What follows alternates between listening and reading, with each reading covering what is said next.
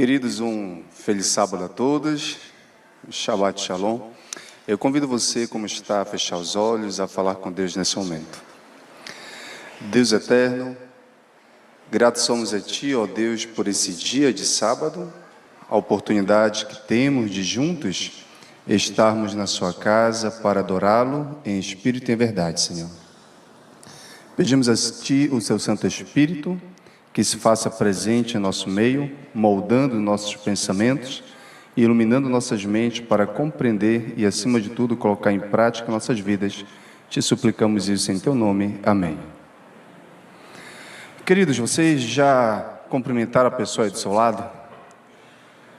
Ainda não? Ih, rapaz, vocês estão xoxinhos de hoje, hein? Aperte a mão da pessoa que está ao seu lado aí, diga para ele ou para ela um Shabbat Shalom ou Feliz Sábado, né? Dê aquele abraço. É uma oportunidade única durante uma semana corrida que todos nós temos. É uma oportunidade, uma dádiva de Deus, podermos estarmos em boas circunstâncias, em sua casa, para adorá-lo, né? Eu falo em boas circunstâncias, eu falo no sentido do aconchego, da estrutura que a nossa igreja nos traz. Sabemos que cada um de nós trazemos as nossas lutas diárias. Talvez aqui dentro da nossa igreja tenha alguém que esteja triste por perder alguém que muito ama, de repente alguém que está enfermo, enfim, são muitas mazelas que o pecado traz a nós, né?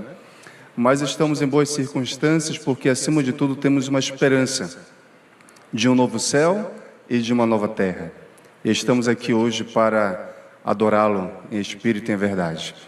Hoje falaremos um pouquinho sobre tesouro. Eu não sou muito de assistir televisão, na verdade já faz algum bom tempo, né, que eu não assisto televisão, mas quando era mais jovem eu assistia um seriado na televisão, que não vou falar aqui o canal também para não fazer comercial, que tinha um personagem chamado que Tesouro, né? E você já sabe qual é esse personagem, você que tem um pouquinho mais de idade aí, né? Para aquela mulher que era uma personagem, o tesouro era o seu filho, sim ou não? Sim. Sabemos que tesouro não tem a ver com recursos financeiros. Sabemos que tesouro tem a ver com aquilo que nós damos valor. Ou seja, de repente um filho pode ser um tesouro porque você dá um valor muito grande, muito alto, não é isso? Às vezes é a esposa, às vezes é o esposo, às vezes é a sogra. Será? Sim, né? Para alguns nós temos aí. Tesouro é aquilo que você dá valor. E a pergunta que eu faço para você é: o que você dá mais valor nesta terra?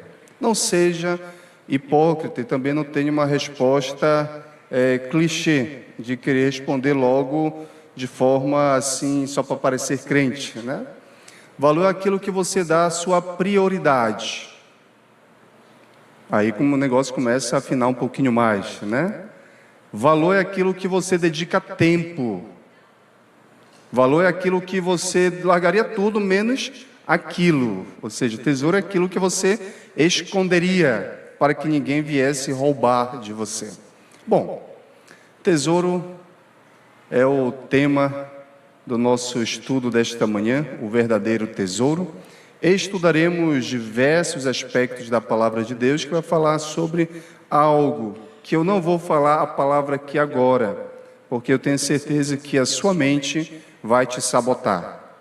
A sua mente vai querer fazer com que os seus ouvidos fiquem fechados, para que você não escute mais nada, porque essa palavra, quando você ouve, já é algo assim, de certa forma, rejeitado quase que automaticamente, né? Mas alguns já até pegaram no ar já o que nós poderemos falar aqui nessa manhã. Eu peço que você, então, com a sua Bíblia, vá para o livro de Mateus.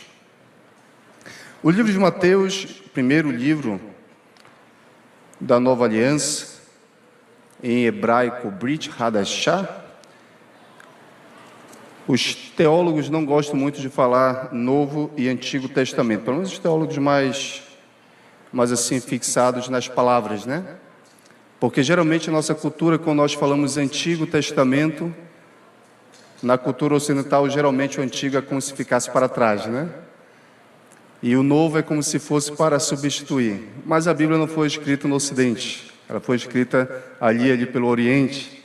E a cultura ali já é completamente oposta. O que é antigo tem mais valor, né? E o novo vem apenas ali para ser acrescentado e não para substituir. Então, o livro de Mateus, de forma especial, o capítulo 17, nós temos aqui o verso 24 ao verso 27, um milagre. Eu vou começar a nossa reflexão desta manhã de sábado, contando para vocês sobre um milagre. Quem aqui já pescou? Já saiu para pescar? Tem muito pescador, muita história, né? Eu já saí para pescar, sou muito ruim nisso, viu? E o meu pequenino gosta de pescar. Na verdade, a gente não sai para pescar peixe grande, a gente vai no igarapé e fica com uma redezinha ali, querendo pegar os peixinhos que ficam por ali, né? Que é uma diversão para ele, né? A gente pega e depois solta. Esse milagre vai falar de uma pesca. E essa pesca, dentro desse peixe, tinha algo especial. Vamos juntos ler? Capítulo 17, o verso 24. Capítulo 17, o verso 24, nos diz assim: Quando Jesus e os discípulos chegaram a Cafarnaum, os que cobravam impostos cobravam o imposto das 2 dracmas, se dirigiram a Pedro e perguntaram: Mestre, o mestre de vocês não paga as 2 dracmas? Pedro respondeu: Claro que paga. Quando Pedro estava entrando em casa, Jesus se adiantou dizendo: Simão, o que você acha? De quem os reis da terra cobram impostos ou tributos? Dos seus filhos ou dos estrangeiros? Quando Pedro respondeu: Dos estrangeiros. Jesus lhe disse: Logo, os filhos estão isentos. Mas para que não os escandalizemos, vá ao mar, jogue o anzol e puxe o primeiro peixe que fisgar. Ao abrir a boca do peixe, você encontrará uma moeda. Pegue essa moeda e entregue aos cobradores para pagar o meu imposto e o seu imposto. Olha só que interessante, né? Os cobradores chegaram e começaram a indagar assim: esse seu mestre por acaso não paga imposto? Aí o texto diz de forma muito clara e objetiva que, para não escandalizarem, Jesus disse: olha, vai lá, pesca um peixe, e dentro do peixe estava o quê? Uma moeda.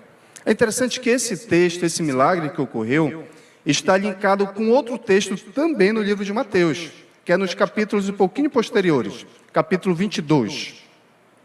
O capítulo 22, imagino que este é mais conhecido por vocês, o verso 15 e o verso 22, nos diz assim, você encontrou aí?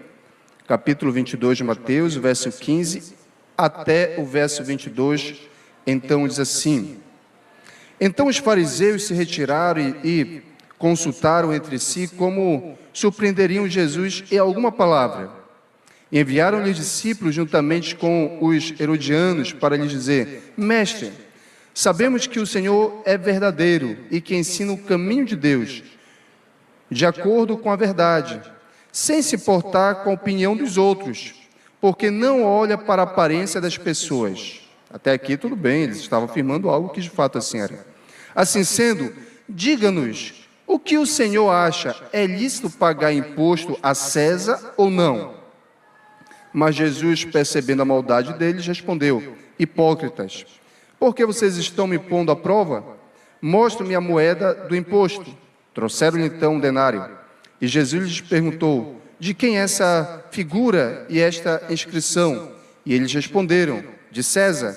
Então Jesus disse: Deem, pois, a César o que é de César e a Deus o que é de Deus. Olha só que interessante, né? Nós poderíamos já terminar por aqui e fazer uma oração, porque esse texto já tem uma profundidade muito grande.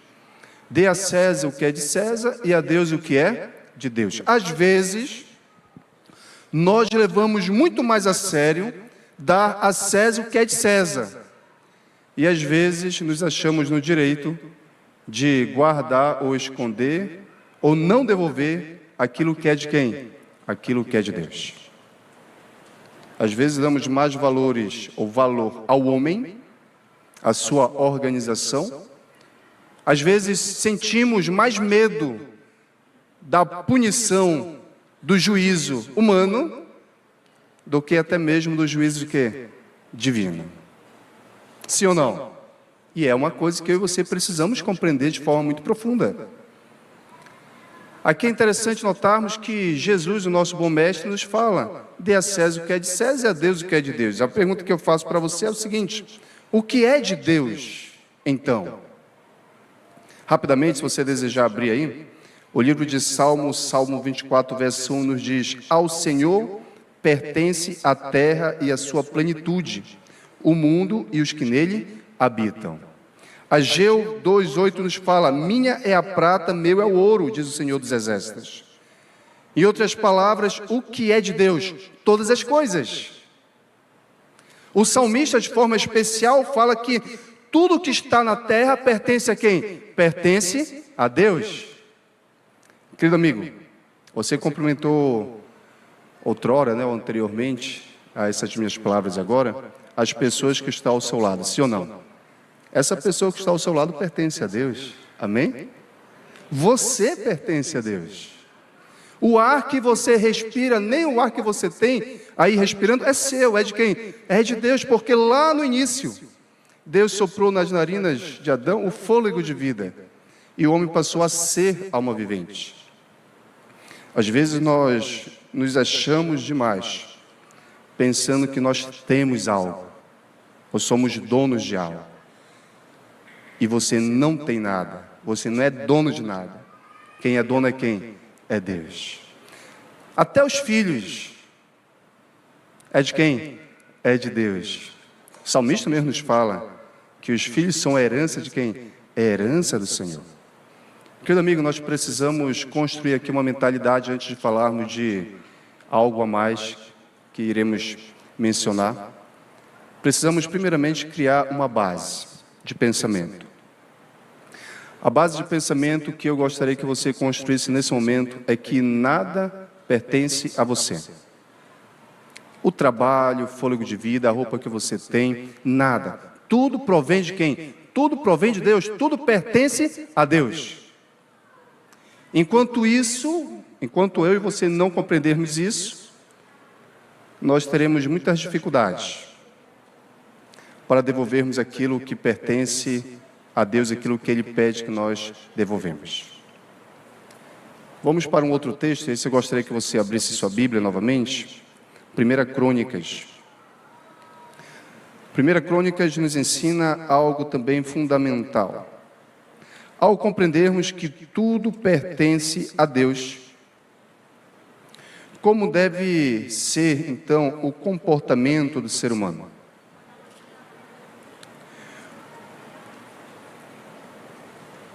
Primeira Crônicas, o capítulo 29, o verso 14. Você encontrou aí? Tudo pertence a Deus. O que é o homem no meio deste cenário? O homem é um ser criado.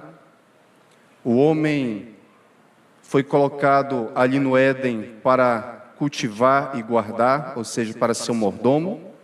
E talvez eu já destravei um gatilho na sua mente, porque eu falei da palavra mordomia. E com certeza alguns de vocês já vão fechar os corações e a mente. Porque se existe algo que mexe muito no ser humano, é o quê? É o dinheiro. É claro que a saúde é o nosso bem maior. Mas se faltar-lhe dinheiro no bolso, ou se alguém pegar alguma coisa no bolso, aí a pessoa já começa a chiar, sim ou não? Sim. Entendendo que tudo pertence a Deus, o ser humano é apenas um ser criado, compreendendo que o ser humano então está apenas como mordomo, ou seja, para cuidar daquilo que Deus o concedeu lá desde o princípio, dos animaizinhos, Deus pediu para que ele desse o nome, para cultivar e guardar o jardim do Éden. Então, ou seja, o ser humano é apenas um cuidador daquilo que pertence a quem? Pertence a Deus. Compreendendo isso, 1 Crônicas, o capítulo 29, o verso 14, nos fala o seguinte: porque quem sou eu e quem é meu povo para que pudéssemos dar voluntariamente essas coisas. Porque tudo vem de ti, e nós só damos o que vem das tuas mãos. Olha só que interessante, né? O texto bíblico nos faz algumas perguntas para refletirmos um pouquinho. Quem nós somos? Quem sou eu para querer dar alguma coisa a Deus? Por acaso, quando eu devolvo os dízimos e as ofertas, eu estou dando para Deus? Lógico que não. Já pertence a Ele, já é dele. Essa atitude de devolver, só tem um, digamos que é ganhador nessa história toda. Você mesmo. Porque você está trabalhando um sentimento de gratidão, de fidelidade, de reconhecimento, que acima de você existe um Deus que te criou e que te abençoa. Querido amigo, Levíticos, capítulo 27, o verso 30, nos diz: também todos os dízimos da terra, tanto dos cereais do campo como dos frutos das árvores, são do Senhor. São santos ao Senhor. Sim, falaremos esta manhã de sábado sobre dízimos e ofertas. Sim, falaremos sobre um assunto que você já está sendo tentado a fechar o seu coração, a sua mente. Sim, existe inúmeras denominações religiosas nesta terra, especialmente no Brasil, que usam o dízimo como barganha. E isso talvez possa estar afetando o seu coração para entender melhor a palavra de Deus. Talvez você que nos acompanhe nas redes sociais tenha uma percepção diferente sobre os dízimos e ofertas. Mas esta manhã de sábado, nós estudaremos um pouquinho mais sobre o que é o dízimo, o que é a oferta dentro das Sagradas Escrituras. Eu já posso lhe adiantar que você não dá para ganhar mais ainda. Esse já é um princípio que você deve colocar em mente. Primeiro, que você não dá, você devolve. Porque quando você dá, você está dizendo que você era dono daquilo. E você não é dono de nada. Nós não somos donos de nada. Quem é dono é Deus. Logo, se é de Deus, eu não dou. Eu faço o quê? Eu devolvo aquilo que pertence a Ele. Ao devolver, você não devolve 10 para ganhar 50. Você não devolve uma bicicleta para ganhar uma moto, né? Você não devolve uma moto para ganhar um carro. Você não devolve um carro para ganhar uma casa. Não. Você devolve aquilo que você já foi abençoado. E aqui que está um dos grandes diferenciais no que diz respeito aos dízimos e às ofertas. Os dízimos e ofertas são, de forma resumidamente, um reconhecimento seu daquilo que Deus já lhe deu. Ah, pastor, esta semana foi apertado, eu só ganhei X. Pois então, agradeça a Deus porque aquilo Deus deu a você naquele período. Você nunca devolve para ganhar mais, mas você devolve porque você está reconhecendo que aquilo que você tem pertence a quem? Pertence a Deus. Vamos para um texto um pouquinho mais à frente, e esse texto, imagino eu, que você conhece muito bem. Reconhecendo que tudo pertence a Deus, inclusive os dízimos, há uma maneira, ou de alguma forma, existe a possibilidade do ser humano roubar a Deus? Então você já sabe até qual o versículo que eu vou ler, né? Já sabe até qual texto que eu vou ler. O não roubar é um dos mandamentos, sim ou não? Sim, está na Bíblia, está ali nos 10 mandamentos. E o livro de Tiago nos menciona que aquele que guarda um mandamento, guarda outro, mas tropeça em um, é culpado do quê? É culpado de todos. Entrará ladrão no céu? Eita, não. Queridos, Malaquias capítulo 3, o verso 8 nos fala uma coisa muito dura. E quando eu falo assim muito dura, eu gostaria que você não ficasse com raiva de mim. Não é a minha intenção ofender ninguém aqui, muito menos fazer com que você se sinta desconfortável. Mas eu apenas irei ler um texto que é muito claro e objetivo. Capítulo 3, o verso 8 nos fala o seguinte: Encontrou aí? Será que alguém pode roubar a Deus? Alguns vão dizer que não, mas a Bíblia vai dizer que sim. Mas vocês estão me roubando e ainda perguntam: em que te roubamos? Nos dízimos e nas ofertas. Querido, se você parar e analisar e meditar nesse texto, você vai ver que esse texto ele é muito duro. Ele nos sacode, ele nos balança. Ele faz com que eu e você paremos e nos reflitamos assim: eu estou roubando a Deus. E quem rouba é o quê? Eu não vou falar nada, você vai respondendo só propriamente. Querido irmão, querida irmã, a verdade do dízimo e das ofertas é uma verdade bíblica, assim como o sábado. Mas existe, com toda certeza, neste mundo, algumas pessoas que compreendem mal esse princípio devido àquilo que eu já falei anteriormente, ao comportamento de muitas denominações ou pastores e líderes religiosos espalhados por aí. Mas uma coisa eu devo falar para você: não é porque o irmão meu está quebrando o sábado que eu vou quebrar. Não é porque o irmão meu está comendo carne de porco que eu vou comer. Não é porque o irmão meu está roubando o dízimo que eu vou parar também de devolver, ou seja, eu vou também roubar a Deus. Compreenderam? Não é por causa do pecado de alguém que eu vou pecar também. A salvação ela é individual. A nossa fidelidade a Deus também ela é individual. Independente de como está a vida de alguém do seu lado, não deve ser a sua vida, não deve ser o seu comportamento. Mas teologicamente algumas pessoas compreendem os dízimos e ofertas de forma equivocada. Não, os dízimos eram para os levitas, lá do Antigo Testamento. Eu vou ler um texto com você, que vai lhe mostrar que o dízimo existiu até mesmo antes da criação de Israel como nação. Então não era meramente para os levitas. Vamos ler juntos? Gênesis. Gênesis capítulo 14 nos apresenta um seguinte relato da Bíblia muito especial.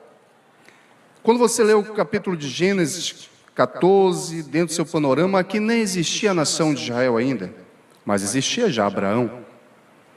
Gênesis 14, o verso que nós iremos ler, 18 em diante, nos fala o seguinte: e Melquisedeque, rei de Salém, trouxe pão e vinho, e ele era o quê? Sacerdote do Deus Altíssimo.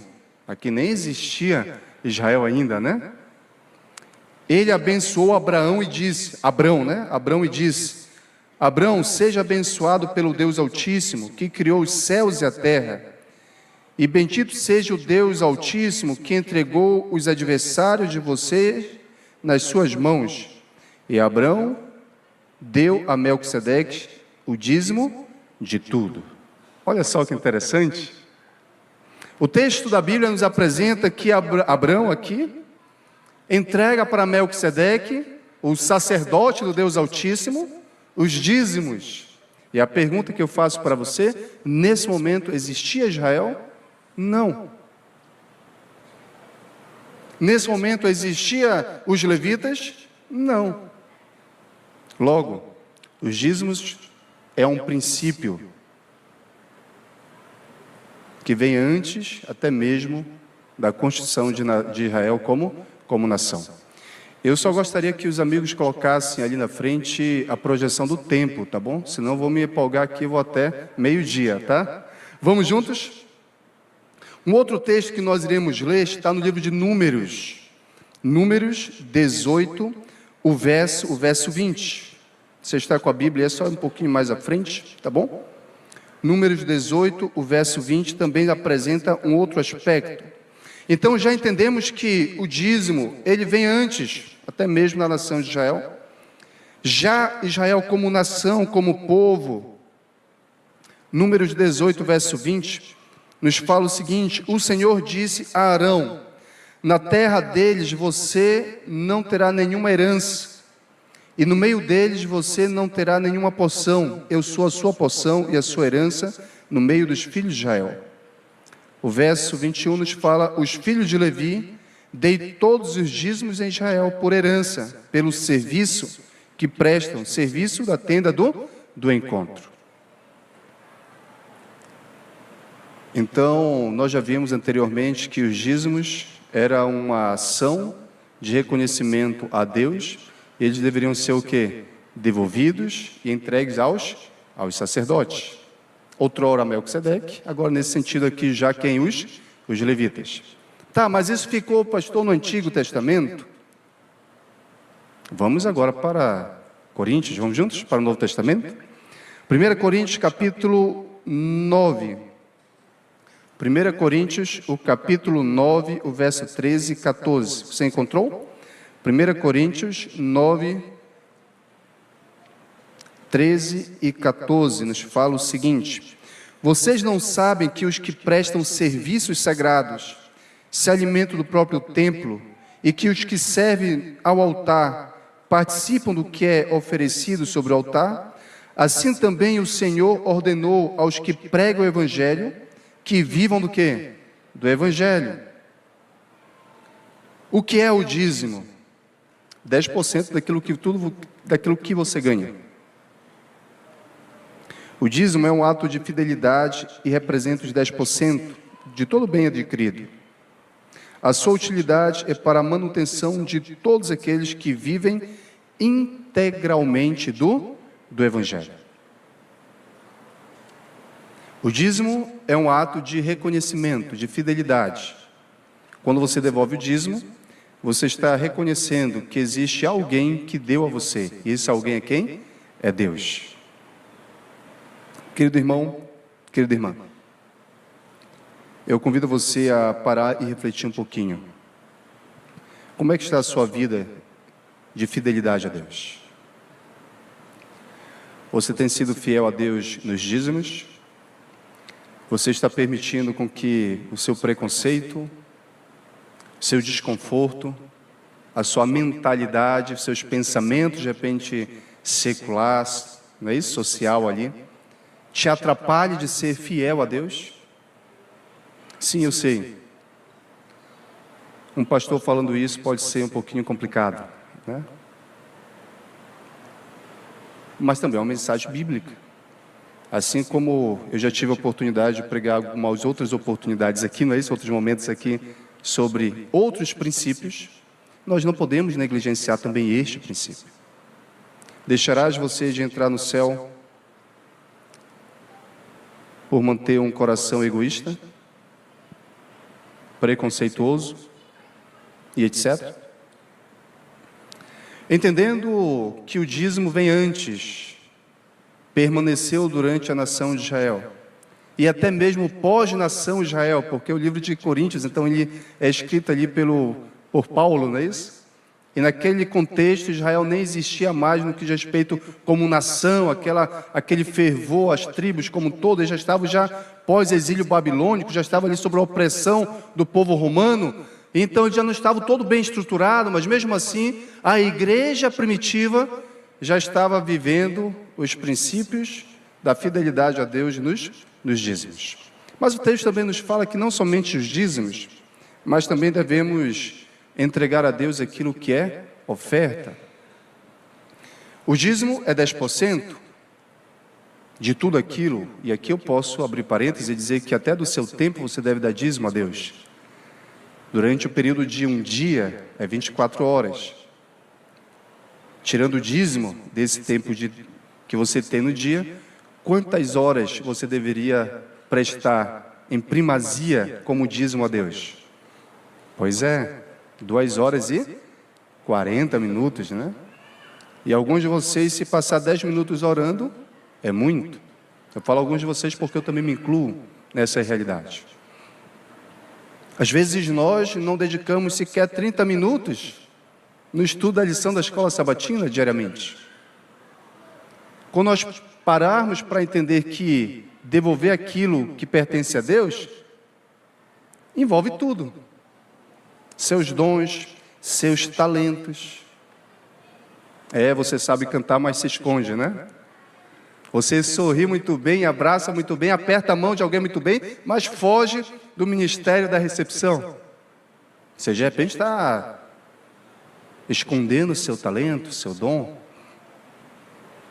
Querido amigo, devemos ser fiéis a Deus em todas as coisas, inclusive no que tange às questões financeiras. Um outro texto, Êxodo 25, verso 2, vamos juntos lá? Êxodo 25, verso 2. Aqui falaremos um pouquinho sobre a oferta. Falamos brevemente o que é dízimo, agora falaremos brevemente o que é oferta. Êxodo 25, verso 2 nos fala: diga aos filhos de Israel que me tragam uma oferta de todo homem cujo coração o mover para isso. Dele vocês receberão a minha oferta. É uma ordenança de Deus. Deuteronômio, vamos juntos lá? Deuteronômio também nos menciona o seguinte, capítulo 16, o verso 17. Mas cada um oferecerá na proporção em que possa dar, segundo a bênção que o Senhor, seu Deus, lhes houver concedido. Há uma diferença no que é dízimo e no que é oferta. O dízimo existe uma porcentagem já fixada pela própria Bíblia, que é 10%. O dízimo é uma prova de fidelidade a Deus. A oferta aqui, com os textos das quais você já acabou de ler, já é mais livre. A pessoa devolve a Deus de forma livre. Ou seja, não existe uma porcentagem, mas é aquilo que vai do coração da pessoa. Se Deus abençoou de certa forma, a pessoa deve ir proporcionalmente a Deus e devolver aquilo de forma alegre e voluntária a Deus, de forma proporcional a sua bênção. 2 Coríntios capítulo 9, verso 7, vamos juntos lá? Esse princípio se repete. Nos fala o seguinte: cada um contribua segundo tiver proposto no coração, não com tristeza ou por necessidade, porque Deus ama quem dá com alegria. Olha só que interessante. Querido irmão, deixa eu falar uma coisa para você. Quando os nossos amigos diáconos ou diaconisas passam com as salvas nas mãos, né? Ou quando você está ali com o QR Code para fazer a sua doação via Serve-me, é melhor você não devolver, se você estiver devolvendo com o coração preso no dinheiro. Aquele valor que você devolve e você fica assim, com aquele sentimento de pena, poxa, eu acho que eu dei um pouquinho mais do que deveria. Meu irmão, minha irmã, melhor é nem devolver, porque Deus não está querendo dinheiro. Deus está querendo trabalhar no seu coração o sentimento de gratidão. Devolva com alegria, com felicidade, porque aquilo que você está devolvendo foi Deus quem lhe deu. E se você está com um sentimento penoso, egoísta, é melhor você guardar o dinheiro, se ajoelhar e orar, para que Deus mude seu coração primeiro, para depois então assim devolver. Amigo, eu volto a dizer, Deus não precisa do seu dinheiro, Ele já é dono disso. Ele precisa da sua entrega, do seu reconhecimento de que acima de você existe um Deus Criador, que criou os céus e a terra, e que tudo o que há nela. Amigos, um outro texto aqui, já estamos indo para a parte conclusiva da nossa reflexão desta manhã, está em Êxodo. Êxodo capítulo 36, o verso 3. Aqui fala de forma assim mais direcionada qual é a utilidade da oferta. Êxodo 36, o verso 3 nos fala o seguinte, você encontrou aí?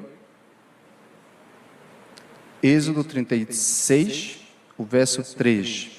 Estes receberam de Moisés todas as ofertas que os filhos de Israel haviam trazido para a obra do serviço do santuário, para fazê-la.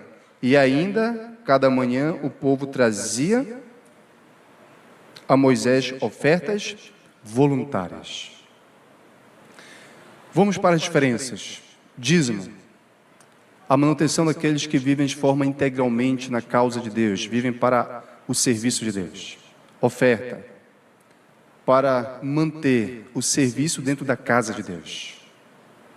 Eu sei que muitos dos senhores gostam demais de vir aqui na igreja do Marco, né? Eu também gosto. É uma igreja aconchegante. É uma igreja que os nossos irmãos estão de parabéns. O povo tem bom gosto, sim ou não? Tem bom gosto. A igreja muito bem estruturada. O local que você senta é uma cadeira confortável, sim ou não? Sim. Mas isso veio da onde? Das ofertas. Você já se perguntou como é que essa igreja se mantém? Eu imagino que várias centrais de ar-condicionado, não é isso? Vários outros serviços que requer energia, e não está barata a nossa energia ultimamente, né? Requer dinheiro. Como é que a igreja se mantém? Através das ofertas. Ao devolvermos os dízimos, estamos ajudando as pessoas que vivem de forma integralmente a viver proclamando o Evangelho. Ao devolvermos as ofertas, estamos auxiliando a igreja local e mundial no que diz respeito aos seus custos como construção e manutenção do templo. Entenderam as diferenças? Vamos então para a nossa conclusão. Eu convido você a ir para Mateus. Aqui falaremos um pouquinho agora sobre tesouro. Mateus capítulo 6, o verso 19. Mateus 6, 19 nos fala o seguinte: não acumulem tesouros sobre a terra, onde as traças e a ferrugem corroem, e onde ladrões escavam e roubam. Queridos, não adianta você reter a sua mão e não querer devolver para Deus. Primeiro, que isso já pertence a Deus. E segundo, que o único que vai ser prejudicado em todo esse jogo é você. Você vai estar com o coração nutrido de egoísmo, do sentimento de que você é, acima de tudo, o dono. E esquece de que o dono, na verdade, é quem? É Deus. Não acumulem para você tesouros nessa terra, onde a traça, a ferrugem corrói, onde o ladrão vai lá e rouba. Amigos, irmãos, Lucas, vamos juntos? Um pouquinho mais à frente. Capítulo 12, o verso 34. Capítulo 12, verso 34, nos fala o seguinte: porque onde estiver o tesouro de vocês, aí estará também o seu coração. O que é tesouro? Falamos um pouquinho anteriormente, né? É aquilo que você tem de mais valioso, de mais importante, aquilo que é realmente um bem precioso para você. Dinheiro é o seu maior bem precioso? Seu filho é o seu maior bem precioso? A sua casa é o seu maior bem precioso? O seu celular é o seu maior bem precioso? Ou é Deus? Não responda, por favor, de forma verbal, mas apenas de forma interna para você mesmo. Qual é o seu maior tesouro? Alguns vão dizer que o seu maior tesouro é Deus, mas falam na emoção. Estão emocionados. Mas quando para refletir de fato sobre a sua vida pessoal diária, sequer dedicam tempo para estudar a Bíblia, para orar. Quando chega nas finanças, é penosamente devolvido os recursos que pertencem a Deus. Eu te faço a pergunta novamente: se Deus de fato é a prioridade, é o maior tesouro da sua vida, por que sua vida está desta forma? Querido irmão, Malaquias, capítulo 13, verso 10 a 11, aqui vamos concluir. Traz um convite para mim e para você, tá bem? Vamos juntos? Malaquias é o último livro da Bíblia hebraica, antes de Mateus, tá bom? Malaquias capítulo 13, verso 10 ao verso 11, é o convite. É entendendo que o nosso maior tesouro deve ser Deus, honrá-lo com tudo aquilo que Ele nos dá, o convite para mim e para você. Encontrou aí? O verso 10 nos diz: tragam todos os dízimos à casa do tesouro, para que haja mantimento na minha casa. Ponha-me à prova nisto, diz o Senhor dos Exércitos, se eu não lhes abrir as janelas do céu e não derramar sobre vocês bênçãos sem medida. O verso 11 diz, não vou ler o verso 11, só o verso 10. O verso 11 você lê em outro momento. Eu vou ficar aqui com a bênção, né? Deus, Ele pede para que eu e você, que nossos corações sejam um coração de entrega total. Há um texto especial, Testemunhos Seletos, página 350, que nos diz o seguinte: o Senhor convida hoje os adventistas do sétimo dia, de todas as partes, para a Ele se consagrarem e fazerem segundo a sua capacidade, o máximo que lhes for possível para auxiliar a sua obra. Por sua liberalidade ao fazer donativos e ofertas, deseja Ele que revelem apreço por suas bênçãos e gratidão por sua misericórdia. Amigos, há um convite para você e para mim.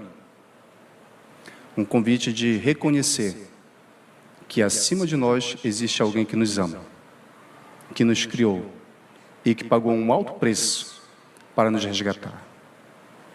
E o que é um recursozinho que já pertence a Ele? Você vai realmente querer se agarrar a isso? Que o seu maior tesouro seja de fato Deus. Que de fato Deus possa ser o seu maior bem precioso. E ao viver essa realidade em sua vida, que você possa viver isso na forma prática, devolvendo os dízimos e as ofertas, os dons e os talentos, o tempo e toda a sua vida, àquele que é dono de tudo. Iremos nesse momento ouvir um louvor especial pela Gabriele. E ao você meditar na letra desse louvor, eu convido você então, querido irmão, querida irmã, a fazer uma entrega especial a Deus. Deus, Ele não quer meramente os recursos financeiros, porque isso já pertence a Ele.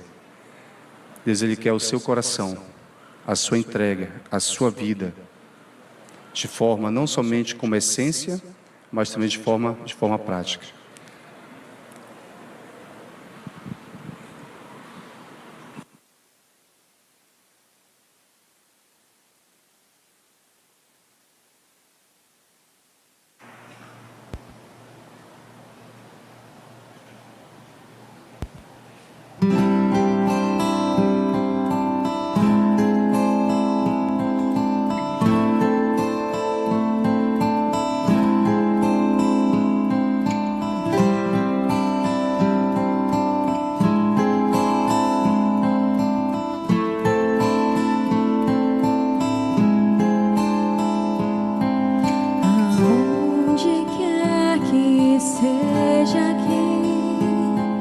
Esconde o teu tesouro, ali também está teu coração.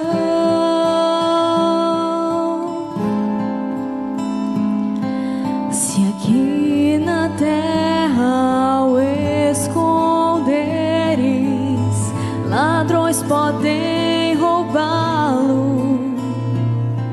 ou podes escondê-lo lá no céu.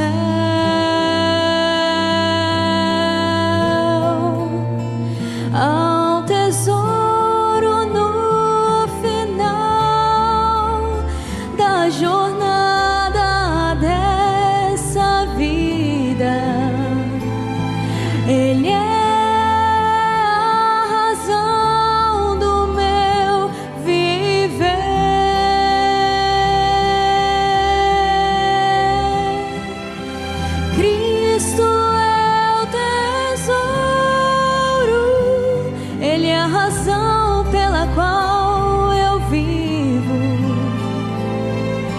será o meu tesouro até eu morrer.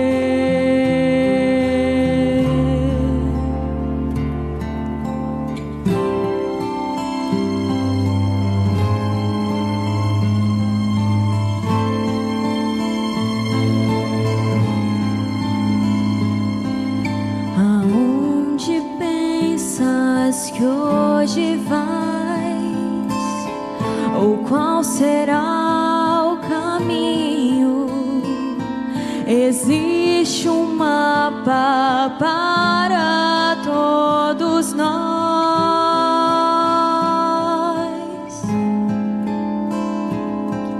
Se aqui na terra ao esconderes, ladrões podem roubá-lo, ou podes escondê-lo lá no céu.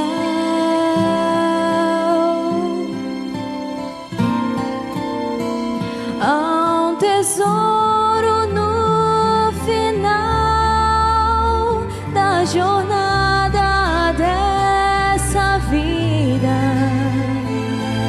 Ele é a razão do meu viver.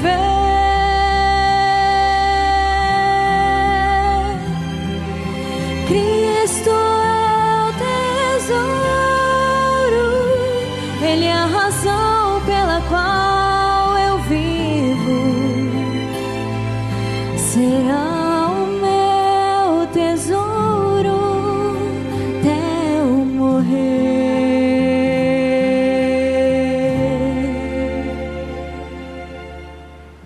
Há um tesouro no final da jornada dessa vida. Ele é a razão do meu viver.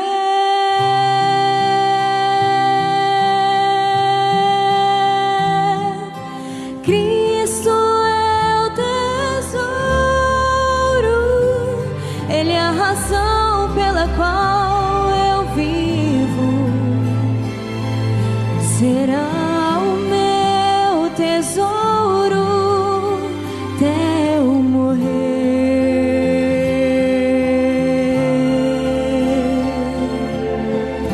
Cristo é o meu tesouro até eu morrer.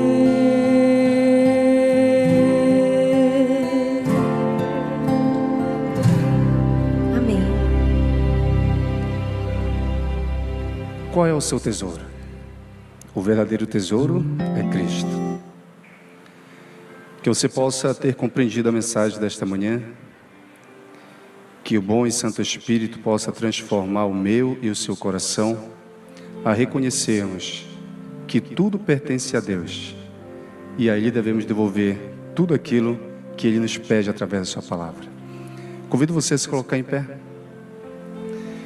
Daria a você alguns minutinhos, não, alguns segundos, para fazer sua oração silenciosa a Deus, a sua entrega pessoal. Logo mais aqui da frente eu concluo com uma oração audível. Oremos então.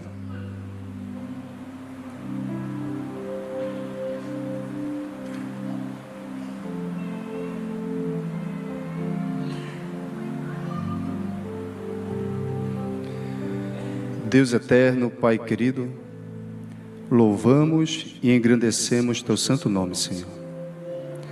O Senhor é o nosso Deus Criador, é o nosso Deus Redentor. A Ti pertencem todas as coisas e pertence tudo que há no universo, Pai. Às vezes nossos corações, por estar ligados demais a este mundo, às vezes por permitirmos que Satanás trabalhe em nossos corações, às vezes nos tornamos infiéis a Ti, Senhor. Mas esta manhã de sábado pedimos a Ti perdão pelos nossos muitos pecados. Pedimos a Ti, ó Pai, que o Seu Santo Espírito trabalhe em nossas mentes, em nossas vidas, para que nós venhamos devolver aquilo que pertence a Ti. Que nós possamos ser fiéis a Ti, ó Pai, na devolução dos dízimos, das ofertas, dos nossos dons e talentos. Que a nossa vida, ó Deus, possa ser em servir a Ti e as pessoas ao nosso redor.